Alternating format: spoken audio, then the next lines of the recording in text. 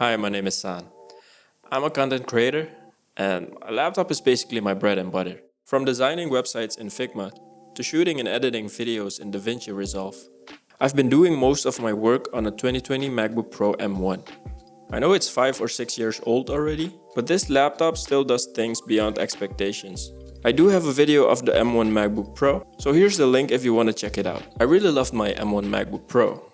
And for me it was the perfect laptop, but I needed a bit more power. Eventually, I needed something I could game on as well. So in reality, Macs do have the capability of running games with the hardware they have today.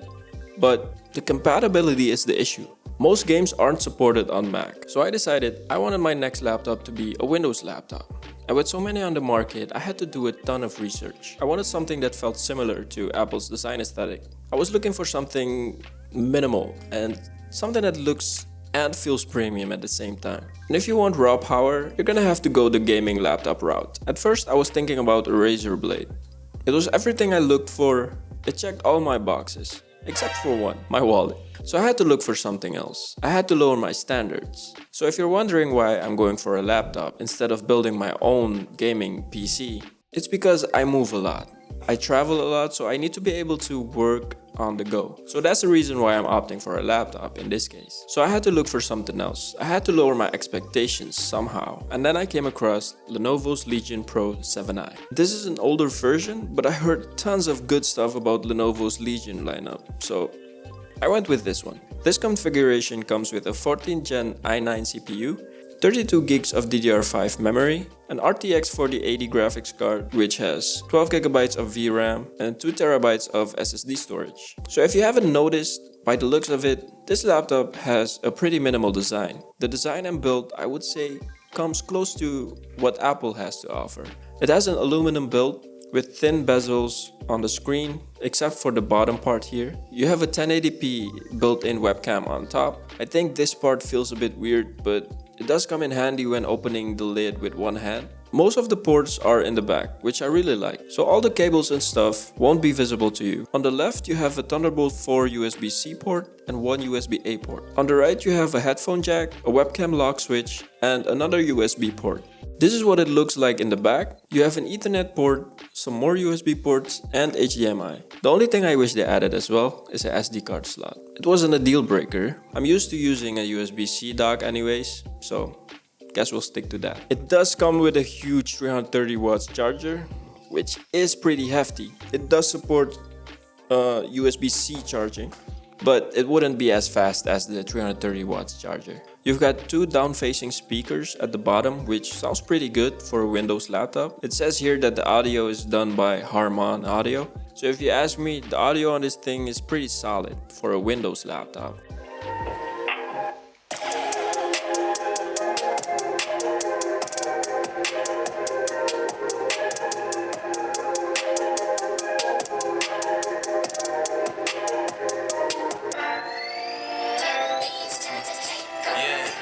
Before desire, I've been away trying to build the wheel of this life required.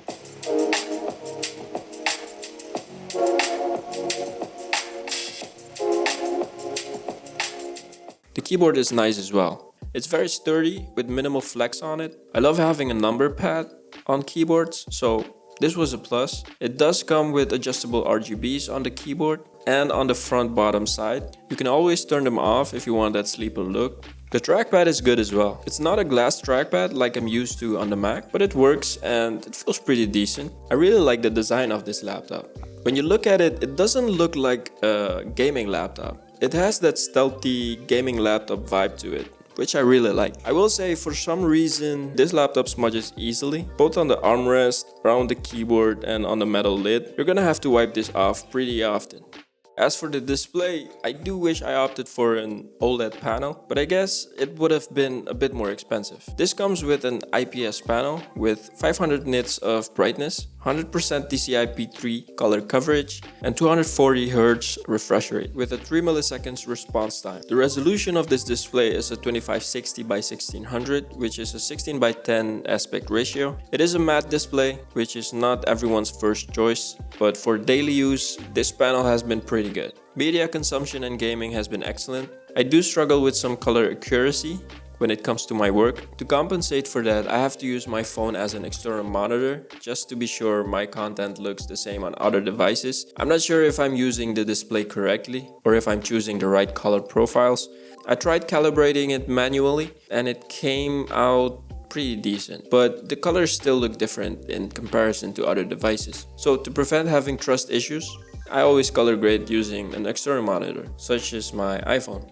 You do have some vents here on the sides and on the back for airflow. This Legion Pro 7i comes with an advanced thermal module design with a large vapor chamber. So coming from a MacBook, the fan noise on this device does get pretty loud, as most high performance laptops normally do. It does get quiet on balance mode, but I hate the way it runs on balance mode, so I keep it running on performance mode, which gives me the best performance out of this laptop. To compensate for the noise, I just put on headphones whenever I play games or do some video editing. Most gaming laptops have heating issues. How does this compare? It does get hot, but not to an extent where you can't rest your hands on it while gaming or editing. Now, I don't have a thermal camera to show you the temperatures, but to be honest, I didn't want to go into the technical numbers of this laptop too much, because there are tons of videos out there already that go deep into the technicals and numbers. I just want to share some IRL experiences I've had with this laptop. So I've been running tons of games on this device, and from my experience, I can tell you that this part and this part doesn't get hot. So it's very good for the wrist rest. This part, on the other hand, does get hot, but it's not uncomfortably hot. I know back then I had a HP Omen, an old one, and I couldn't play games on that thing. The keyboard on that thing got so hot to the point that I couldn't even rest my arms on this thing and even touch the keys. So this, surprisingly, you can feel some heat, but it doesn't burn you and it's not uncomfortable. So this is a huge plus. I think this is due to the big vents here on the sides and the back, and I guess it's due to the vapor chamber that they put in this laptop.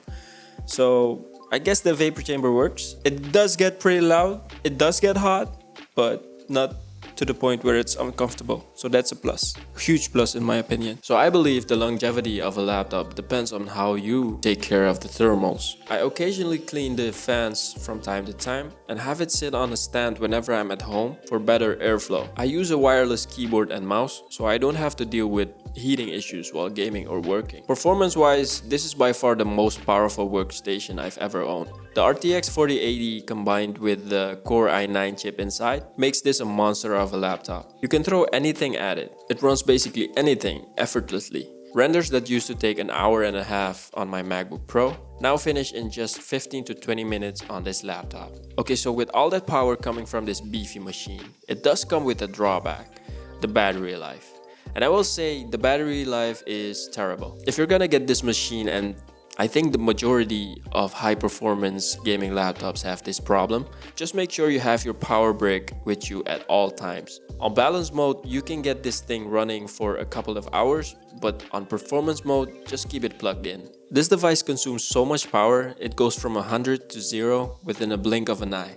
Like seriously, if you plan on doing light work, you can always run the device on balance or quiet mode. The Lenovo Legion Pro 7i comes with a Lenovo Vantage app pre-installed. In this app, you can choose from the different power profiles I mentioned earlier or customize your own settings. There are a lot of settings you can play with. Even the RGBs can be customized to your liking, so you can get pretty creative with it. The softwares I use daily are DaVinci Resolve, Figma, Adobe Photoshop, Illustrator, Lightroom, and After Effects. All of these run pretty smooth. Even when I have multiple programs running in the background, the 32 gigs of memory allows this laptop to be a multitasking beast. And if you're not satisfied with 32 gigs of memory, you can always upgrade them to up to 64 gigabytes of memory. So the newer versions of this laptop come equipped with the newer RTX 50 series. But I wouldn't underestimate the power of the 4080 here. I've thrown everything at it, from League of Legends to Apex, GTA 5, FC26, Cyberpunk, you name them. The latest games still run without any issues. You get solid frame rates and great performance. So this laptop has been my daily driver for the past couple of months. And honestly, I didn't find a lot of things to complain about. But these are some things that could make a huge impact when you're deciding on buying a laptop for your specific needs. Some of the things you would need to consider on this particular laptop is especially the battery life. Battery life is terrible. This is because of the high performance this laptop offers. Everything is power hungry, so you will need to be plugged in most of your day using this device. How's the editing on the go experience? Apart from the terrible battery life, this laptop is huge. It's a 16-inch hefty machine with a big power brick. It's not the biggest laptop out there, but considering portability, it might add a lot of weight to your backpack. The total weight of these two items come in at around 36 to 3700 grams, which is roughly 3 to 4 kilos added to your backpack. Another thing that can be a deal breaker for most is the fact that it doesn't have an OLED display. For me, this isn't a huge deal breaker. The display on this device is still top tier. It's by no means a low tier panel, so you definitely can't go wrong with what seems to be still a very good display. If you really need OLED that much, the newer 10th generation of this laptop gets that upgrade. So if you'd consider buying the Lenovo Legion Pro 7i series, I'd suggest going for the newer models. They're basically almost the same. The newer versions gets the better upgrades, such as an OLED display and the newer RTX 50 series. The 10th gen version also comes with Intel's Ultra 9 chip, which are claimed to be very power efficient. That's a good thing to consider if you really value battery life. The version I have, on the other hand, is still one of the best performing laptops you can find on the market today. And because it's an older version, you can definitely get it cheaper. So is this the best gaming / creative laptop you can get today? I would say almost. It does have the perfect balance and capacity to be a gaming and content creation laptop at the same time. But I'd say this laptop, this version that I have, would be more focused towards gaming first and content creation second. A perfect setup for this particular device, I think, would be docking this laptop with a very good OLED external monitor. If you really want creative work to be prioritized and you need a perfect display and you value battery life, a new MacBook Pro would be the perfect fit. Other than that, the Legion Pro 7i has the capability to be a gaming laptop and a content creation laptop at the same time, with some caveats. Now with that being said, I'm gonna end this video.